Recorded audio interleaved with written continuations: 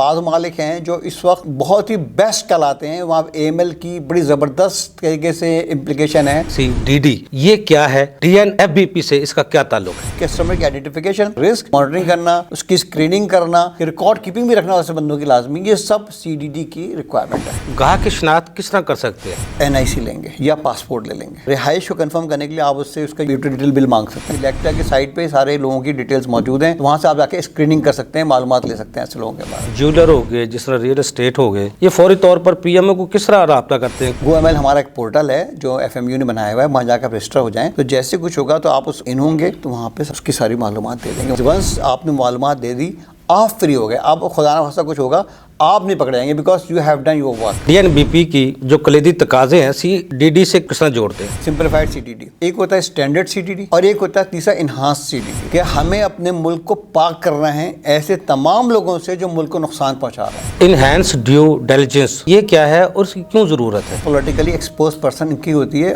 اس میں صرف ضروری نہیں پولیٹیکل لوگ, اس میں ہر وہ شخص جو بہت رینون ہے, بہت ہائی لیول پہ, میں نے آپ سے کہا اس میں سیلیبریٹیز بھی آ سکتے ہیں. ایسے لوگ جب خریداری کرنے آئے ہیں جو کہ ان یوزول لارج کمپلیکس ٹرانزیکشن کے لیے آ رہا ہے, وہ سب کو پھر آپ کو پراپر اس کے انہانس CDD کرنی ہے اور وہ دے گا. اور نہیں صحیح بندہ ہے تو وہ پھر آپ سے اوائڈ کرنا شروع کرے گا, تو پھر بھی آپ کو اس کے بارے میں اطلاع کرنی ہے. ہر کوئی اپنے کلائنٹس کو محفوظ رکھتا ہے, ہر گاہک سے CDD کے ساتھ بنائے گا. ایسی چیز ہے جس کے لیے ابھی ہم تیار نہیں ہیں, اس لیے معاشرہ ہی تیار نہیں ہے, کیونکہ اس کو لگ رہا ہے کہ یار جب میں اپنے کلائنٹ کی معلومات دوں گا تو کلائنٹ مجھ سے بھاگ جائے گا, میرا تو نقصان ہو جائے گا. یہی تو نیشنل ایفرٹ ہے کہ اگر اپنا نقصان تھوڑا کرنا ہی پڑ جائے لیکن ملک کو فائدہ ہو جائے, اسی کو تو قربانی کہتے ہیں, اسی کو تو ملک, یہی تو چیز کرنی ہے ہمیں. اچھا, اصل آٹومیشن جو سسٹم ہے اس کو CDD کو بہتر بنانے کے لیے کس طرح استعمال کر سکتے ہیں؟ آٹومیشن سے فائدہ یہ ہے کہ آپ کو ریئل ٹائم ڈاٹا اویلیبل ہوتا ہے, ہمیشہ آپ امیجیٹلی آپ کو جو چیز چاہیے آپ کو اس میں آپ کو مل جائے گی. RBA جس کو ہم خطرہ کہتے ہیں, خطرے گھنٹے کہتے ہیں, یہ کیا ہے؟ رسک بیس انالیسس, کہ اس کو یا تو لو رسک میں رکھو یا میڈیم رسک میں رکھو یا ہائی رسک میں رکھو, تو یہ رسک الوکیٹ کریں, that is RBA. DNFBP AML اور CFT اور یہ خطرے کی جب تشخیص کرتے ہیں پھر کس طرح کرتے ہیں؟ کسٹمر رسک سب سے پہلی چیز ہے, اس کے بعد ٹرانزیکشن رسک, پھر اس میں جغرافیکل رسک, پھر اس میں آپریشنل رسک, پروڈکٹ رسک آخری. کتنی بار ہمیں یہ جو رسک ہے اس کو اپڈیٹ کرنا پڑتا ہے؟ وہ رسک کیٹیگری میں آتا ہے نا, تو بے شک آپ 3 سال کے بعد اس کی مانیٹرنگ کرتے ہیں. میڈیم رسک میں آ رہا ہے تو 1 سال کے بعد ہی اس کو آپ مانیٹرنگ کرنی چاہیے. بندہ اگر ہائی رسک میں آ گیا ہے تو ہر 6 مہینے 7 8 مہینے آپ اس کی دوبارہ اس کی مانیٹرنگ کرتے رہیں. السلام علیکم ناظرین, پروگرام پریس عوام کے ساتھ میں حفظ الایوبی. ناظرین اسپیشل پروگرام ہے کیونکہ یہ ہم 4 اس کے پارٹ کر رہے ہیں, اینٹی منی لانڈرنگ ایکٹ اور CFT DNFBP, اس پر ہم گفتگو کر رہے ہیں. پاکستان سے دہشت گردی کے خاتمے اور کالے دھن کو دستاویزی بنانے کے لیے پاکستان نے بہت بڑی قیمت ادا کی ہے. FATF کی تشریحات کو پورا کرنے کے لیے پاکستان کو کم سے کم 5 سال سے زیادہ عرصہ لگا. آج اس کے FATF کی شرائط پر جو قانون پاکستان میں بنائے گئے, اینٹی منی لانڈرنگ ایکٹ بنایا گیا, بینامی ٹرانزیکشن ایکٹ بنایا گیا, ان پہ کہاں تک اطلاق ہو رہا ہے اور اس پہ پاکستان کیا کر رہا ہے. پہلے پارٹ میں ہم نے ڈسکس کیا تھا اینٹی منی لانڈرنگ اور CFT, اس کے خد و خال کیا ہیں, اس کے مقاصد کیا ہیں. آج یہ ہمارا دوسرا پارٹ ہے جس پر آج ہم گفتگو کریں گے, اس کا طریقہ کار کیا ہے اور کن لوگوں پر لاگو ہوتا ہے اور قانون کا اطلاق کس طرح کیا جا رہا ہے اور کس طرح ہونا چاہیے. اور اس پر گفتگو کرنے کے لیے میرے ساتھ موجود ہیں عمر فاروق صاحب, FC ہیں, ہمارے ٹیکس امور ہیں, ممبر ICAP ہیں, کارپوریٹ سیکٹر میں اور ٹیکسیشن میں 30 سال سے زیادہ کا تجربہ رکھتے ہیں. AML CFT DNFBP پر گہری نظر رکھتے ہوئے قانون پر گرفت رکھتے ہیں. عمر صاحب, پہلے پروگرام میں ہم نے بہت ہی زبردست پروگرام آپ کے ساتھ کیا تھا جس میں ہم نے خد و خال بیان کیے. آج جو دوسرا پارٹ ہے اس کا آغاز میں آپ سے کرنا چاہوں گا. CDD یہ کیا ہے اور DNFBP سے اس کا کیا تعلق ہے؟ CDD کیا ہے؟ CDD پہلا اسٹیپ ہے. ایک آپ کے پاس کسٹمر آتا ہے, کوئی بھی چیز خریدنے آ رہا ہے, کسی بھی چیز کے لیے آ رہا ہے, میں صرف DNFBP کے حوالے سے بات کر رہا ہوں اس وقت. اس کی آئیڈینٹیفیکیشن کرنا پہلا اسٹیپ ہے. کسٹمر ہے کون, آئیڈینٹیفیکیشن ہو گئی. اس کے بعد اس کی آئیڈینٹیفیکیشن کے بعد ہم کو دیکھتے ہیں کہ اس کی رسک پروفائل کیا ہے. اس کسٹمر کو ہم اس کا رسک دیکھتے ہیں کہ آیا ہے کہ کسٹمر یہ کس کیٹیگری میں ہم اس کو رکھیں گے. تو یہ لازمی ہے کہ ہر کسٹمر کو ہم کوئی نہ کوئی کیٹیگری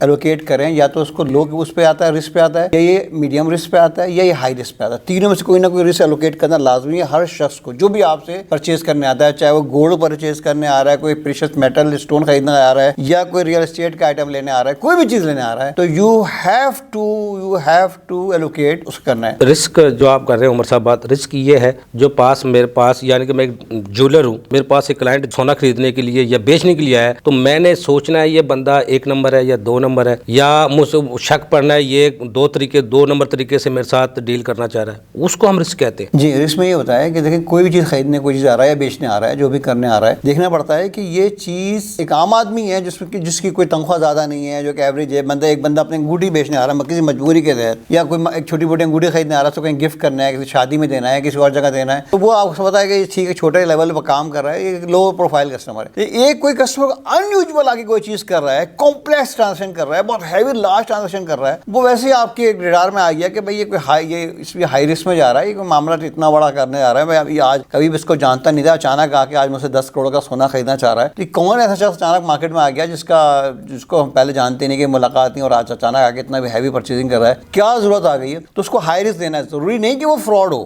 وہ صحیح چیز خریدنے آ سکتا ہے، وہ واقعی صحیح بھی ہو سکتا ہے، جینوین بھی ہو سکتا ہے، لیکن آپ کو ہائی رسک میں رکھ دینا اس کو، اور اس کے بارے میں فوری طور پہ ایک اطلاع کرنی ہے FMU کو، بھائی ایسا شخص آیا ہے میرے پاس، جس کو STR کہتے ہیں. تو میں نے بتایا پہلا اسٹیپ ہے اس کی کسٹمر کی آئیڈینٹیفیکیشن، دوسرا ہے رسک، پھر ہے اس کی اگر وہ فرض کریں ہائی رسک میں کیٹیگرائز کر جاتا ہے تو اس کی ایک آن گوئنگ مانیٹرنگ بھی لازم، کہ اس کی مانیٹرنگ کرنا، اس کی اسکریننگ کرنا، یہ سب ایک ایسے اسٹیپ ہیں جو آپ کے لازمی اس کے ساتھ چلانے ہیں. اور پھر اس کی ریکارڈ کیپنگ کرنا، کہ ریکارڈ کیپنگ بھی رکھنا ویسے بندوں کی لازمی، یہ سب CDD کی ریکوائرمنٹ ہے. اچھا یہ DNBP کی جو کلیدی تقاضے ہیں CDD سے کس طرح جوڑتے ہیں؟ اصل میں CDD ہے کیا؟ CDD میں یہ ہوتا ہے کہ جو کوئی بھی کسٹمر آئے تو اس کو آپ جب آئیڈینٹیفائی کر لیتے ہیں نا، ایک کسٹمر کی 3 قسمیں آتی ہیں. ایک سمپلیفائی ہوتا ہے، بہت سمپل، اس کو کہتے ہیں سمپلیفائڈ CDD. ایک ہوتا ہے اسٹینڈرڈ CDD، اور ایک ہوتا ہے تیسرا انہانس CDD. جو سمپلیفائڈ ہے وہ تو یہ ایک سیلری والا بندہ ہے، وہ بیچارہ ہر مہینے لاکھ سوا لاکھ روپے کماتا ہے، وہ آج آپ کے پاس آیا کہ جی مجھے ایک فلیٹ یا کوئی گھر کے پلاٹ دلوا دیں، زمین قسطوں پہ دلوا دیں، 20,000 روپے قسط ہے، 25,000 روپے قسط ہے. اب ہوتا ہے کہ اس نے مجھے سیلری سلپ بھی دے دی، اس نے مجھے اپنا شناختی کارڈ بھی دے دیا، سب دے دیا، ہاں بندہ یہ صحیح ہے، بالکل جینین لگ رہا ہے، رہ رہا ہے اس علاقے میں، سب کچھ آپ نے دیکھ لیا، تو آپ نے جو ہے نا وہ سمپلیفائڈ پروسیجر ہے، وہ ختم ہو گیا وہاں پہ گیم. ایک دوسرا آیا جو اسٹینڈرڈ میں ہے کہ جی کوئی ایک صاحب آئے، وہ آ کے اب تھوڑا سا ہائی لیول گئے ہوئے، اس نے کہا جی مجھے 2 کروڑ کا ایک پلاٹ دلا دیں، یا 2-3 کروڑ کا ایک مجھے اپنا وہ کچھ سونا خریدنا ہے وغیرہ وغیرہ. آپ نے اس سے بھی اس کا NIC لیا، اس سے بھی اس کے ضروری ڈاکومنٹ لیے، جس سے اس کا گھر کا بھی ایڈریس کا بھی ویریفائی کر جائیں. اس سے آپ نے پھر فردر ڈیٹیل آپ نے اس سے لی کہ بھائی آپ نے اس سے کہا کہ بھائی ہیوی چیز لینے آ رہا ہے تو آپ سے پوچھیں گے بھائی کہاں سے ماشاء اللہ آپ کہاں کام کرتے ہیں، کیا کرتے ہیں، آپ کا اپنا بزنس ہے، کیا آپ جاب کر رہے ہیں، کیا کر رہے ہیں، جب جاب کر رہے ہیں تو کس ماشاء اللہ کس پوسٹ پہ ہیں. تو باتیں میں آپ سے بچے معلومات لیتے رہیں گے، انفارمیشن لیں گے. بعض لوگوں نے یہ بھی کیا کہ ٹیمپلیٹ بنا لیے، فارم بھر لیتے ہیں، بڑا آسان ہو جاتا ہے معاملہ، اس میں بندہ خود ہر چیز لکھتا چلا جاتا ہے. یہ اسٹینڈرڈ CDD ہے. اسٹینڈرڈ CDD میں آپ کو اس سے اس کی سورس آف انکم اور سورس آف ویلتھ بھی پوچھنی ہے. اور جو تیسرا انہانس CDD ہے وہ یہ ہے کہ بندہ پیپ میں آ گیا. پیپ کیا ہوتا ہے؟ پولیٹیکلی ایکسپوز پرسن ہے، یا کوئی ایسا شخص ہے جو کہ آپ سمجھتے ہیں کہ بہت رینون ہے مارکیٹ میں، ایک سیلیبریٹی ہے یا کوئی بھی چیز ہے، بہت مشہور بندہ ہے، اور وہ ایک ایسی چیز لینے آ رہا ہے. کوئی جوڈیشل کا کوئی بڑا ہائی فائی بندہ ہے، کوئی ہمارے جو دوسرے ادارے ہیں جیسے لائک فوج ہمارا ایک ادارہ ہے، پولیس کا ادارہ ہے، جتنے بھی ادارے ہیں جن کے ہائی آفیشیل، جن کے رینون نام ہوتے ہیں نا، یا کوئی گورنمنٹ کا ایسا آفیشیل جو وزیر ہے کسی علاقے کا، یہ سارے لوگ جو خریدنا آ رہے ہیں تو یہ آٹومیٹکلی PEP میں آتے ہیں، جو PEP کی ڈیفینیشن میں آتے ہیں. آپ ان سب کے بارے میں آپ کو پوری انہانس ڈیو ڈیلینس کرنی ہے. ان کی بینیفیشل اونرشپ بھی دیکھنی ہے، ان کا یہ بھی دیکھنا ہے کہ یہ کوئی فائنینشیل سینکشنز پہ بھی تو نہیں آ رہے خدا نخواستہ وغیرہ وغیرہ. تو اس کی پوری ڈیٹیل ہے، وہ سب آپ کو معلومات لینی ہوگی. اس میں مینلی ایک اور چیز خیال رکھنی ہے آپ کو کہ آپ کو اس میں اپنے سینئرز کو، اپنے جو آپ کے بورڈ ہے، جو آپ کی جس جگہ آپ جاب کر رہے ہیں، ان کو بھی فوری انفارم کرنا ہے، اور ان کی اپروول لینی ہے اس ٹرانزیکشن کی. کوئی بھی ٹرانزیکشن کرنے آ رہا ہے وہ اس کی اپروول لینی ہے. اس میں ٹرانزیکشن اگر خاص طور پہ انیوزول ہے، کمپلیکس ہے، لارج ہے، پھر تو لازمی آپ کو ہر چیز معلومات کرنی ہے اس کی. عمر صاحب جو ابھی تک ہم کر رہے ہیں دوسرا پروگرام، مجھے جہاں تک سمجھ آ رہی ہے یہ مخبر والی کام نہیں ہے. اب ایک بندہ کوئی بندہ دہشت گردی کے لیے کوئی مکان لیتا ہے یا خریدتا ہے، مجھے لے کے کسی ڈیلر سے کہتا ہے مجھے لے کے دے، میں نے رہنا ہے. وہ کہتا ہے جناب اب یہ بندے کے پاس میں 10,000 کا کرایہ، اسے وہ 50,000 لے رہا ہے، تو اس کا مطلب ہے وہ بندہ کنفرم نہیں ہے، لیکن وہ اپنا فائدہ سوچتا ہے، مجھے زیادہ پیسے مل رہے ہیں، ان کو دے دیتا ہے. بعد میں پتہ چلتا ہے یہ بندے دہشت گردی کر کے نکل گئے. یہ سارے مخبر والے سارے عنصر ہیں اس میں. اصل میں چکر یہ بعض جگہ مخبری نکلاتی، یہ ہے نیشنل ایفرٹ کہ ہمیں اپنے ملک کو پاک کرنا ہے ایسے تمام لوگوں سے جو ملک کو نقصان پہنچا رہے ہیں. یہ مخبری کے اس میں نہیں آئے گا، یہ ایک ملک کی خدمت کے اس میں آئے گا. کیونکہ دیکھیں نا ابھی آپ جیسے بعض ممالک ہیں جو اس وقت بہت ہی بیسٹ کہلاتے ہیں، وہاں AML کی بڑی زبردست طریقے سے امپلیکیشن ہے جو وہاں پہ اپلائی ہو چکا ہے. جیسے لائک سنگاپور کا نام آتا ہے کہ سنگاپور بہترین کنٹری ہے، اس میں فراڈ ہے ہی نہیں. یا جیسے US کے بارے میں آ گیا کہ US میں ایسے مسائل ہیں ہی نہیں, ختم ہو گئے. تو آلدو ہوں گے شاید کسی چھوٹے لیول پہ کہیں موجود, لیکن ان کا نام بیسٹ لوگوں میں آتا ہے. تو ہمیں بھی اپنے ملک کو کیسا بنانا ہے, تو یہ نیشنل ایفرٹ کا پارٹ ہے. DNFBP ہے جو, اس کا گاہک کی شناخت کس طرح کر سکتے ہیں؟ شناخت کیسے کرتے ہیں میں بتا رہا ہوں کہ آپ سب سے پہلے اس کا NIC لیں گے یا پاسپورٹ لے لیں گے. آپ اس سے اس کو پتہ چل جائے گا کہ یہ بندہ, یہ بھی تو 2 نمبر بنے ہوتے ہیں عمر صاحب, شناخت کارڈ بھی کسی جن 2 نمبر کرنی ہوتی ہے اس کے 2 نمبر شناخت کارڈ بنے ہوتے ہیں, اور وہ پاسپورٹ بھی 10 بنے ہوتے ہیں. بالکل بالکل آپ صحیح کہہ رہے ہیں. تو نے شناختی کارڈ لیا ہے, پھر اس نے پاسپورٹ پیشہ آپ نے لیا. میں مانتا ہوں کہ ایسے ہیں پاکستان میں, بعض لوگوں کے بنا دیے گئے ہیں, کچھ ایسے لوگ جو نہیں کرنا چاہیے تھا, بعض ہمارے ادارے ہو گیا وہ بیل جو ہو گیا, انشاءاللہ آگے اس پہ بھی کنٹرول ہو رہا ہے. ماشاءاللہ گورنمنٹ اس لیول بڑا کام کر رہی ہے. لیکن اب آپ کو آگے کیا کرنا ہے کہ پھر اس سے بعد اس کے رہائش کو کنفرم کرنے کے لیے آپ اس سے اس کا یوٹیلیٹی بل مانگ سکتے ہیں کہ بھائی آپ کا بجلی کا بل ہے تو آپ دے دیں. اس سے پتہ چل جائے گا کہ بندہ کہاں رہ رہا ہے, کیا کر رہا ہے. پھر ایسا بندہ آپ اس کی اسکریننگ, ایک نیکٹا ایک ادارہ ہے جس نے نام مستقل دیتا ہے کہ بھئی یہ لوگ جو ہیں یہ ایک ایسے لوگ ہیں جو کہ اینٹی منی لانڈرنگ میں انوالو ہیں یا غلط کاموں میں انوالو ہیں. تو نیکٹا ان کے بارے میں اطلاع بھی دیتا ہے, اور جو لوگ گرے لسٹ میں شامل ہوتے ہیں ان کو باہر بھی نکالتا ہے کہ بھئی یہ گرے لسٹ سے باہر آ گئے یا گرے لسٹ میں آ گئے. تو نیکٹا ہر وقت نیکٹا کی سائٹ پہ سارے لوگوں کی ڈیٹیلز موجود ہیں, وہاں سے آپ جا کے اسکریننگ کر سکتے ہیں, معلومات لے سکتے ہیں ایسے لوگوں کے بارے میں. اچھا, CDD کے لیے کون سے دستاویز جمع کرنے ضروری ہیں؟ CDD کے لیے سب سے پہلے آپ شناختی کارڈ لیں گے یا پاسپورٹ لیں گے. آپ اس کے بعد اس کے بجلی کا بل وغیرہ لے لیں گے. پھر سورس آف انکم معلوم کرنے کے لیے اس کے بزنس ہے تو بینک اسٹیٹمنٹ پکڑ سکتے ہیں. انڈیویجول ہے, کوئی سیلریڈ پرسن ہے, آفس سے اس کو ایک سیلری لیٹر مل جاتا ہے. انکم ٹیکس ریٹرن مانگ سکتے ہیں آپ کہ انکم ٹیکس ریٹرن جب دکھا دیں مجھے اپنا. تو وہ سب جو ہوتا ہے نا, اب تو سب کچھ موجود ہے. آپ NTN نمبر لیں گے, آپ خود دیکھ لیں جا کے اس کا سب ہم سے پاسورڈ پوچھ کے, تو آپ ہر ایک چیز جو ہے نا وہ معلومات کر سکتے ہیں. انہینس ڈیو ڈیلیجنس EDD, اس کی یہ کیا ہے اور اس کی کیوں ضرورت ہے؟ انہانس ڈیو ڈیلیجنس جیسے میں بتایا پیپ کی ہوتی ہے. یعنی پیپ میں نارملی جو لوگ آتے ہیں پولیٹیکلی ایکسپوزڈ پرسن, پیپ کا مطلب ہے پولیٹیکلی ایکسپوزڈ پرسن کی ہوتی ہے. اس میں صرف ضروری پولیٹیکل لوگ, اس میں ہر وہ شخص جو بہت رینون ہے, بہت ہائی لیول پہ. میں نے آپ سے کہا اس میں سیلیبریٹیز بھی آ سکتے ہیں. اس کے اندر ہائی جوڈیشل بھی ہیں, اس میں ہائی آرمی کے آفیسرز بھی ہیں, اس میں ہائی پولیس کے آفیسرز بھی ہیں. اس میں کوئی بھی ایسا جو کسی ادارے میں کہیں اوپر بیٹھا ہوا ہے, ایون کہ کونسلر جو بنا ہوا ہے اپنے علاقے کا, وہ بھی پیپ کے اندر شامل ہو جائے گا. ایسے لوگ جب خریداری کرنے آئے ہیں تو آپ یا یہ کرنے آئے یا کوئی ایسا شخص آئے جو کہ ان یوزول لارج کمپلیکس ٹرانزیکشن کے لیے آ رہا ہے, وہ سب کو پھر آپ کو پراپر اس کی انہانس CDD کرنی ہے. انہانس CDD کرنے کے لیے آپ اس سے فردر میں نے جیسا بتایا سارے پروف مانگیں گے, اس کا ریٹرنز بھی مانگیں گے, اس کے بعد اسٹیٹمنٹ بھی مانگ سکتے ہیں, اور وہ دے گا. اگر اسے آپ کام کرنا ہے لیگل آئی سے صحیح بندہ ہے تو کام کرے گا, اور نہیں صحیح بندہ ہے تو وہ پھر آپ سے اوائڈ کرنا شروع کرے گا. اوائڈ کرے گا تو پھر بھی آپ کو اس کے بارے میں اطلاع کرنی ہے بھائی کیسا ایسا بندہ آیا میرے پاس اور وہ اوائڈ کر رہا ہے, مجھے لگا کہ وہ میرے سوالات سے گھبرا گیا ہے, وہ کہیں اور جائے گا, کسی اور کے پاس جائے گا, وہ مجھ سے نہیں آئے گا تو کہیں اور جائے گا. خریداری اس کو کرنی ہے. تو وہ اس کا مطلب یہ ہے کہ اب آپ اس کے بارے میں اس کو خواہی طور پہ آپ FMU کو STR ایشو کروا دیں کہ بھئی یہ ایک سسپیشیس ٹرانزیکشن رپورٹ, کیسا سا بندہ آیا, اس نے یہ ہم نے اس سے چیزیں کی, اور جب میں اس سے معلومات لی تو اسے دینے سے مجھے اوائڈ کر دیا. یا تو اگر صحیح بندہ ہوگا اوائڈ, پھر تو معلومات دے دے گا. کوئی جیولر ہو گئے, جس طرح ریئل اسٹیٹ ہو گئے, یہ فوری طور پر PMO کو کس طرح رابطہ کرتے ہیں, کس طرح یہ ان کو بتاتے ہیں؟ جو فائنینشیل مانیٹرنگ یونٹ ہے ہمارا, اس کو ایسے کرتے ہیں کہ یہ لوگ رجسٹر ہوتے ہیں گو ML پہ. گو ML ہمارا ایک پورٹل ہے جو FMU نے بنایا ہوا ہے, وہاں جا کر رجسٹر ہو جائیں. وہ آپ کو ایک پاسورڈ دیتے ہیں, ہر چیز دیتے ہیں. تو جیسے کچھ ہوگا تو آپ اس سے ان ہوں گے, اور ان ہونے کے بعد وہاں پہ سارے اس کی ساری معلومات دے دیں گے. وہاں ایک فارم بنایا ہوا انہوں نے پراپر, وہاں پہ ساری معلومات دے دیں گے, آپ کو سینڈ کر دیں گے. ونس آپ نے معلومات دے دی آپ فری ہو گئے. آپ کو خدا نہ خواستہ کچھ ہوگا آپ نہیں پکڑے جائیں گے, because you have done your work. آپ کو نہیں کچھ ہوگا. آپ نے پیپس کی جس طرح بات کی, پولیٹیکل یا نامور لوگ, اس طرح کہہ رہے ہیں لیجنڈ شخصیات ان میں شامل ہیں. اس میں صرف یہ بیوروکریٹس ہیں یا بیوروکریسی یا سول بھی ہیں, ٹائکون جس طرح بزنس مین بھی ہو گئے, دوسرے وہ بھی سارے پیپس میں آئیں گے. پاکستان کے ٹائکون بزنس مین وغیرہ بھی سب, تو یہ سارے اس میں آئیں گے. تو اس کا ایک عام بندہ جس کو پتہ نہیں ہے یہ بیوروکریٹ سے, ظاہر بات ہے کو ہر بندہ تو نہیں جانتا. ایک بندہ ہائی پروفائل بندہ ایک جیولر کے پاس آیا, اب اس کے پاس اس کی معلومات نہیں ہے, یہ افیشل ہے, کتنا بڑا افسر ہے, کوئی نہیں ہے, پھر اس کا کیا طریقہ کار, کس طرح اس کو اندازہ ہوگا؟ یہاں بھی کہنا چاہ رہے ہیں کہ بندہ آیا وہ بیوروکریٹ ہے لیکن اس کو اندازہ نہیں ہے, لیکن مجھے نہیں پتا کہ وہ ہے کیا نہیں. دیکھیں میں جب اس سے اس کی ڈیٹیل مانگوں گا نا, جیسے مانگوں گا, اور اس کی ڈیٹیل مانگنے کے بعد جیسے ہی میں اس کے ریٹرنس وغیرہ لوں گا, اس کے سورس مانگوں گا, وہ ہمیں سب کا پتہ چل جائے گا. کلائنٹس تو عمر صاحب میں چھوٹی سی بات یہ اپنے ناظرین کے لیے سمجھانے کے لیے کہہ رہا ہوں, کلائنٹس تو کسی بھی دکاندار ہے یا ریئل اسٹیٹ ہے یا جیولر ہے, ہر کوئی اپنے کلائنٹس کو محفوظ رکھتا ہے, اس کے جو پرائیویسی ہے اس کو محفوظ رکھتا ہے تو وہ پرائیویسی کو کس طرح اوپن کرے گا, کس طرح ہر وقت ہر گاہک سے اپنے اس کے معلومات کو اب اس کے ساتھ CDD کے ساتھ بنائے گا, کس طرح کرے گا ساری معلومات کو اگر کوئی کس کے ساتھ کرے. ایسی چیز ہے جس کے لیے ابھی ہم تیار نہیں ہیں, اس لیے معاشرہ ہی تیار نہیں ہے, کیونکہ اس کو لگ رہا ہے کہ یار جب میں اپنے کلائنٹ کی معلومات دوں گا تو کلائنٹ مجھ سے بھاگ جائے گا, میرا تو نقصان ہو جائے گا. لیکن اس میں نے بتایا نا کہ بچانے کے لیے اپنے ملک کو ہمیں ایک نیشنل ایفرٹ کا پارٹ بننا ہے. اور ایسے جگہ اگر ہمارا کوئی ایسا کسٹمر ہے بھی جو ہمیں بہت ہیوی انکم دے دیتا ہے, ہیوی کمیشن دے دیتا ہے,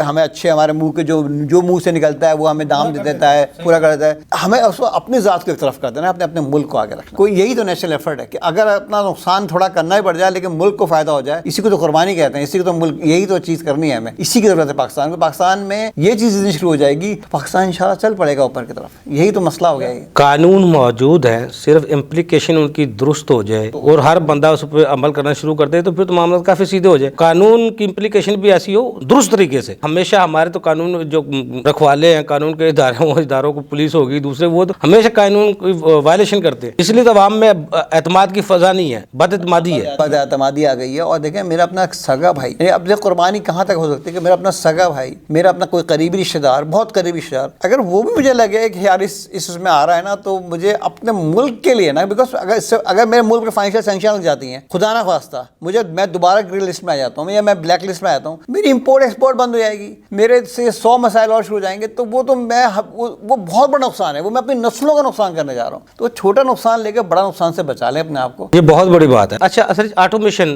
جو سسٹم ہے اس کو CDD کو بہتر بنانے کے لیے کس طرح استعمال کر سکتے ہیں؟ آٹومیشن سے بہت فائدے ہیں. آٹومیشن سے فائدہ یہ ہے کہ آپ کو ایک تو ریئل ٹائم ڈاٹا اویلیبل ہوتا ہے ہمیشہ. آپ امیجیٹلی آپ کو جو چیز چاہیے آپ کو اس میں آپ کو مل جائے گی. نمبر 1 ایکوریسی ہوگی ڈاٹا کی, آپ کا ڈاٹا آپ کے اس کی انالیٹیکل آپ انالیسس فوراً ہو جائیں گے. یہ سارے بڑے فوائد ہیں اس کے, جو آپ اگر اس کو انوالو کرتے ہیں سب چیزوں کے. RBA جس کو ہم خطرے کہتے ہیں, خطرے گھنٹے کہتے ہیں, یہ کیا ہے؟ RBA جو ہے نا, میں نے آپ جیسے بھی بتایا کہ جب بھی کوئی بندہ آپ کے پاس آئے نا, کوئی بھی آئے, آپ کو اس کو کوئی نہ کسی رسک اس کو الوکیٹ کرنا ہے, یا تو لو رسک یہ, یا میڈیم رسک, یا ہائی رسک. RBA یہی ہے, رسک بیس انالیسس. RBA کیا, رسک بیس انالیسس, کہ اس کو یا تو لو رسک میں رکھو, یا میڈیم رسک میں رکھو, یا ہائی رسک میں رکھو. تو یہ رسک الوکیٹ کریں, دیٹ از RBA. اور اس کے مطابق اس کو اس کی آئیڈینٹیفیکیشن, اس کے اسسمنٹ ہے, آئیڈینٹیفیکیشن ہے, تو اس کے ساتھ آپ کا ٹریٹمنٹ ہے, اور پھر اس کے میٹیگیٹ کرنا ہے کہ رسک میں کیسے ختم کروں اپنا. DNFBP, AML اور CFT اور یہ خطرے کی جب تشخیص کرتے ہیں پھر کس طرح کرتے ہیں ہم؟ اصل میں دیکھو, پہلے آپ بتاتا ہوں خطرے کی قسمیں جو RBA میں لوگ آتے ہیں نا. اب اس میں RBA دیکھیں, ایک تو ہوتا ہے RBA میں کیا کیا قسمیں ہوتی ہیں, میں آپ کو بتاتا ہوں. نمبر 1 اس میں ہو سکتا ہے کہ بھائی آپ کے ساتھ کسٹمر رسک ہے. کسٹمر رسک سب سے پہلی چیز ہے. اس کے بعد اس میں ہے ٹرانزیکشن رسک, پھر ہے اس میں جیوگرافیکل رسک, پھر اس میں آپریشنل رسک. یعنی یہ 4-5 قسم کا رسک ہے. اب آپ پروڈکٹ رسک آخری. تو جو کسٹمر رسک ہے, کسٹمر رسک کیا ہوتا ہے کہ بھائی آپ کو یہ دیکھنا پڑے گا جو بندہ آ رہا ہے یہ ہے کون, یہ کسٹمر آپ کا, یہ کیا اس کے ساتھ ایشو ہو سکتے ہیں. اس میں جو ہے نا, یہ آپ کے کسٹمر کی پوری آئیڈینٹیفیکیشن دیکھنا, اس کی بینیفیشیل اونرشپ دیکھنا, اس کی ہر چیز کو آپ کو معلومات کرنا ہے, پولیٹیکل ایکسپوز تو نہیں ہے. کسٹمر رسک میں آتا ہے کسٹمر کون ہے, وہ کس کے ساتھ کیا رسک انوالو ہے. نیکسٹ ہے ٹرانزیکشن رسک, وہ جو ٹرانزیکشن کر رہا ہے وہ کیا ہے, کوئی انیوزول ہے, کوئی لارج ہے, کوئی ایسی ٹرانزیکشن جو بہت کمپلیکس ہے کہ گھما پھرا کے اس کمپنی سے پیسے ڈالوں گا, پھر وہاں ڈالوں گا, پھر وہاں سے پیسہ آئے گا. کمپلیکس ٹرانزیکشن ہے تو بھی وہ ہے ٹرانزیکشن رسک. پھر تیسرا ہے جیوگرافیکل رسک, ایسے ملک سے پیسہ آ رہا ہے جو کہ گرے میں ہیں یا بلیک لسٹ میں. یعنی کہ آپ سے میں نے کہا جی میرا پیسہ آ رہا ہے, آپ نے کہا یہ کہاں سے آ رہا ہے, جی فلاں ملک سے آ رہا ہے. آپ نے کہا فلاں ملک تو FATF گرے لسٹ میں, یہ وہاں سے کیوں پیسہ منگوا رہا ہے, وہ اب آٹومیٹکلی پھنس گیا آپ کا مطلب, یا بلیک لسٹ میں وہاں سے پیسہ آ رہا ہے, تو اس کا مطلب معاملہ کچھ ٹیڑھا ہے, آپ کو احتیاط کرنی ہے وہاں پہ. ہاں اب وہ کہتا ہے جی میرا پیسہ سنگاپور سے آ رہا ہے, سنگاپور ایک ایسی لسٹ میں آتا ہے جو بہت ہی پاک صاف لسٹ ہے, تو آپ کہہ سکتے ہیں ٹھیک ہے اس کا پیسہ بالکل صاف ستھرا ہے, وہاں سے کوئی چانس ہی نہیں ہے, بلکہ 99% وہ لوگ AML پہ اپنا کام کر رہے ہیں. چوتھی قسم جو میں نے آپ کو بتایا اس کی ہے جیوگرافیکل رسک. پھر آ جائیں آپ کے پاس اس میں آپریشنل رسک. یہ ہوتا ہے کہ جی میرے پاس سب ڈیٹا تو آ گیا, لیکن میری جو ڈیو ڈیلینس تھی وہ اتنی خراب تھی کہ میں اس کو پکڑ نہیں سکا, بندے کو معلومات بھی پراپر نہیں کر سکا. یہ بھی ایک رسک ہے نا کہ میرا بندہ اتنا جو بندہ میں نے بٹھایا ہوا ہے اپنے پاس, جو میرا رسک ایلوکیٹ کر رہا ہے, جو اس کو سارا انالیسس کر رہا ہے, وہ بندہ ہی اتنا انیبل تھا یا آپ کہہ رہے اس کو پراپر بندہ نہیں تھا جس کے پاس اتنی ایبلٹی نہیں تھی کہ وہ اس کو صحیح طرح دیکھ پاتا, تو یہ ایک آپریشنل رسک میں آتا ہے. اچھا, آپ جس طرح کسٹمر کی درجہ بندی کی بات کر رہے تھے ابھی, سارا کچھ کون سی جگہ پہ اس کو رکھنا ہے, رسک پہ رکھنا ہے, لو پہ رکھنا ہے, یا بالکل ہائی پہ لے کے جانا ہے, ان کے کئی عوامل ہیں, ان کو کس طرح ہم چیک کر سکتے ہیں؟ عوامل سے مراد ہے آپ کی جو کسٹمر کی درجہ بندی جب ہم کرتے ہیں, جو وہ کئی عوامل سے گزرنا پڑتا ہے ہمیں. ہاں, کئی اسٹیپ سے گزرنا پڑتا ہے. جس سے میں نے آپ کو بتایا نا کہ آپ اس میں یہ صرف یہ کریں گے کہ اگر بندہ سمپل بندہ ہے, اگر وہ اس نے کچھ بھی آپ کو بتایا کہ ایک عام سا بندہ ہے اٹھ کے آ گیا ہے, تو وہ تو پھر آیا ہی لو رسک میں, تو اس کا تو کوئی مسئلہ ہی نہیں ہے. لیکن بندہ اگر ہائی رسک میں آ رہا ہے, اور میں نے بتایا کہ آپ نے دیکھا کہ اس کے جو میں نے آپ کو 5 چیزیں ہی بتائیں کہ اس کی پروڈکٹ ایسی خراب ہے مقصد, یا اس کی ٹرانزیکشن کا رسک ہے, یا جغرافیکل رسک ہے, تو اس کو دیکھتے ہوئے آپ اس بندے کو نا لوکیٹ کر دیں گے کہ بھائی یہ تو پیسہ ہی ایسے ملک سے آ رہا ہے جو گرے لسٹ ہے یا گرے کنٹریز ہیں یا بلیک کلر کنٹریز ہیں, تو ان کو تو رکھنے مجھے ہائی رسک میں ہے. یہ تو آ ہی نہیں سکتے, نہ میڈیم میں آ سکتے ہیں نہ لو رسک میں آ سکتے ہیں. لیکن اگر یہ بندہ ایسا کام کر رہا ہے, اس کی ٹرانزیکشن بہت سمپل ہے, یا اس کا کسٹمر بہت سادہ ہے, تو ٹھیک ہے, وہ میں اس کو لو رسک میں رکھوں گا. تو وہ آپ ان چیزوں کو دیکھتے ہوئے کتنی بار ہمیں یہ جو رسک ہے اس کو اپڈیٹ کرنا پڑتا ہے؟ دیکھیں, بندہ اگر لو رسک کیٹیگری میں آتا ہے نا, تو بے شک آپ 3 سال کے بعد اس کو ایک بار اس کی مانیٹرنگ کرتے ہیں, واپس اس کو چیک کر لیں. بندہ اگر میڈیم رسک میں آ رہا ہے تو میرے حساب سے 1 سال کے بعد ہی اس کو آپ کو دوبارہ 1 سے 2 سال 3 سال رسک میں دوبارہ اس کو آن گوئنگ مانیٹرنگ کرنی چاہیے. بندہ اگر ہائی رسک میں آ گیا ہے تو ہر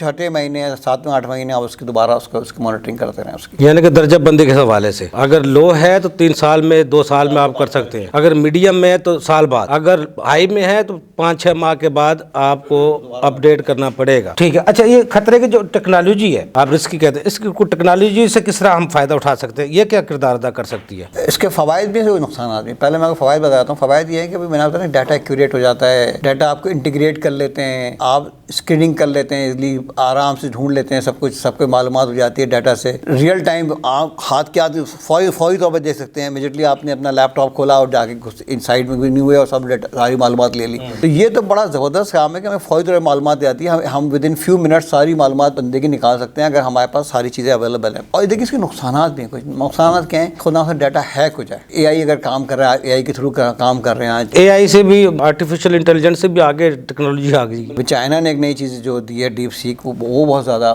سارا مشہور ہو رہی ہے. لیکن بہرحال تو اے آئی کے بغیر ڈیٹا ہیک ہو سکتا ہے. ڈیٹا میں کوئی ایسے فالس پازیٹیو آ جائے. فالس پازیٹیو کیا ہوتے ہیں؟ فالس پازیٹیو ایک ٹرمینالوجی ہے, وہ سمجھنے والی ہے کہ بھائی اب افضل ایوبی ہے, افضل نام ہے آپ کا, افضل نام کا ایک بندہ ہے جو کوئی کہیں بیٹھا فراڈ بھی اس نے کیا ہے. تو جب آپ نے وہاں ڈالا افضل, اس نے کہا افضل پہ نا اس نے کمپیوٹر پکڑ لیا کہ یہ افضل تو بھائی گرپ میں آ سکتا ہے. تو اب آپ کا بندہ بینک والا یا جہاں پہ آپ نے اکاؤنٹ کھولا ہے وہاں یا ایف ایم یو یا جو بھی ادارہ آپ کو بلا سکتا ہے, تو آپ کو پھر وہاں پہ فردر پروف دینے ہوں گے کہ بھائی میں وہ والا افضل نہیں ہوں, ٹھیک ہے, وہ کوئی اور افضل ہوگا, اس نے کام کیا ہے غلط, ہم نام ہو سکتا ہے, میں وہ نہیں ہوں بھائی. تو پھر آپ کو وہاں پہ کوئی اتنا گھبرانے والی بات نہیں ہوتی اس میں. سیکنڈ اسٹیپ پہ آپ باہر رہتے ہیں. لیکن ٹیکنالوجی آپ کو جو آپ جس کی بات کر رہے ہیں کہ ٹیکنالوجی سے فائدہ کیا ہوگا, تو ٹیکنالوجی میں یہ نقصان بھی ہوگا. ٹیکنالوجی آپ کو فوراً نام دیکھ کے نا وہ تو اپنا کام ختم کر دے گی, جی بندہ پکڑ لو. وہ پھر آپ کو پتا لگا نہیں میں وہ بندہ نہیں ہوں, میرا فلاں ایڈریس ہے, میں فلاں ملک میں رہتا ہوں, میری فلاں وہ ہے, یہ کوئی اور افضل ہے جو کسی اور ملک کا بندہ ہے اور اس نے کہاں جو پھر کیا ہو, میں وہ نہیں. تو میں نے بھی ایک واقعہ دیکھا, ایک بہت بڑا پاکستان کا بزنس مین, اس کا نام آ گیا تھا, وہ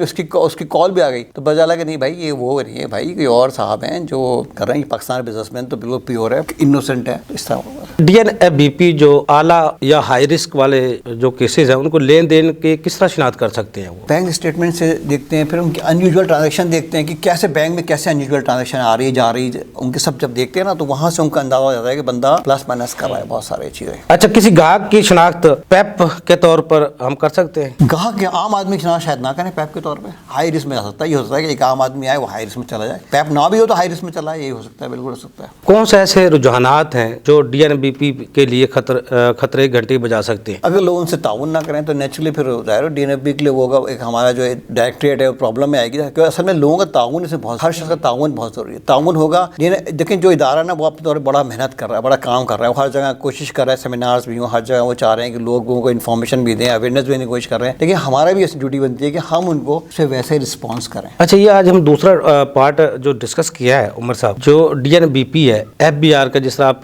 پہلے پارٹ ماتحت ہے اس کا ذیلی ادارہ ہے، تو اس کے تو جو عملہ ہے بہت سا تھوڑا سا عملہ ہے، تو کس طرح پورے پنجاب میں یا پورے پاکستان میں کس طرح اس کے ظاہر ہے FBI والے اکیلے تو نہیں کر سکتے بیچارے، ان کے ساتھ جو ڈائریکٹریٹ ہے وہ بھی ہے، اور ساتھ میں عام آدمی کو ملنا پڑے گا، عام آدمی کو ان کا پارٹ بننا پڑے گا، نیشنل ایفرٹ کا پارٹ بننا پڑے گا. یعنی مثال کے طور پہ جس طرح ہمارے ایک لاہور میں DNFBP کا FBI ادارہ بنایا ہے، اس کے ساتھ تمام سوسائٹیز کو، ریئل اسٹیٹ کو اور جیولرز کو چند بندے کس طرح کور کر سکتے ہیں، وہ سب اس کے کلائنٹ بنیں گے، سب اس کا ساتھ دیں گے، سب کا پارٹ بننا پڑے گا، سب کو پارٹ بننا پڑے گا، تب جا کے ہوگا یہ کنٹرول. اکیلے بیچارہ ادارہ نہیں کر سکتا، اکیلے FBI نہیں کر سکتا، سب کو پارٹ بننا پڑے گا. بہت شکریہ عمر فاروق صاحب. ناظرین، آج ہمارے دوسرا پارٹ تھا پروگرام کا جس میں ہم نے DNFBP کے طریقہ کار کیا ہے اور کس طرح امپلیمنٹ ہوتا ہے اور کتنے یہ خطرے والا کام ہے، اور کس طرح اپنے کلائنٹس کو جو DNFBP والے ہیں کس طرح اپنے کلائنٹ کی جانچ پڑتال کرتے ہیں، لو ہے، میڈیم ہے یا ہائی رسک ہے. آپ نے آج بہت سی چیزیں سنی. اگلا جو پارٹ ہوگا، تیسرا پارٹ، ہم اس میں بھی کوشش کریں گے جو چیزیں آج رہ گئی ہیں طریقہ کار پر اس کو تیسرے پارٹ میں مکمل کریں. پھر چوتھے پارٹ میں ہم کوشش کریں گے آپ کو بتائے جائیں جو DNFBP پہ رجسٹریشن نہیں کروائیں گے ان کے لیے کیا خطرات ہوں گے، ان کے لیے کیا پلنٹیز ہوں گی، وہ کاروبار ان کے کس طرح بند کیے جا سکیں گے، اور آنے والا وقت ان کے لیے کتنی مشکلات کا باعث بنے گا. اگلے پروگرام تک لیے افضل کو اجازت دیجیے. اللہ حافظ. پاکستان زندہ باد. دیکھیے پروگرام ٹیکس اور عوام افضل ایوبی کے ساتھ.